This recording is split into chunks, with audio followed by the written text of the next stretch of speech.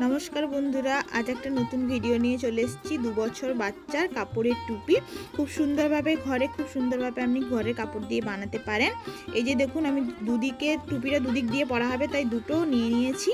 17x17 দুটো সুতির কাপড় আছে। এগুলো একটু হাওয়ায় বেরোলেও আপনি আপনার বাচ্চাকে পরিয়ে রাখতে পারেন, গরম হবে।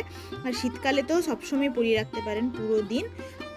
উলের টুপিগুলোতে অনেক গরম করে তো বাচ্চারা খুলে ফেলে, সেই জন্য এই কাপড়ের টুপিটা খুব সুন্দর হয় বাচ্চাদের জন্য।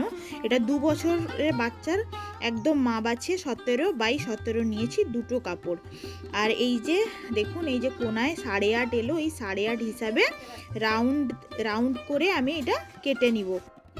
আর টুপিটা খুব সুন্দর হয়, দুদিক দিয়ে পরাতে পারেন। একদিকে ময়লা হলেও আরেক দিক দিয়ে পরিয়ে দিতে পারেন। এই যে আমি রাউন্ড করে মার্ক করে আমি এটা কেটে নিব টুপিটা। তো এরপরে সেলাই করব না, পটিটা কেটে নিব। এটার যে পটি লাগবে সেই পটিটাও কেটে নিব। তো পটিটার মাপ দেখে নিন আর কিভাবে সেলাই করছি দেখে নিন। আর লাস্টে আমি বাচ্চাকে পরিয়েও একদম দেখিয়ে দিব। তো ভিডিওটা কেমন লাগলো অবশ্যই জানাবেন। ভালো লাগলে লাইক করবেন, সাবস্ক্রাইব করবেন চ্যানেলকে আরও নতুন নতুন ভিডিও দেখার জন্য। আর কেমন লাগলো অবশ্যই জানাবেন। ভালো লাগলে শেয়ার করে দিবেন আপনার বন্ধু বান্ধবের সাথে।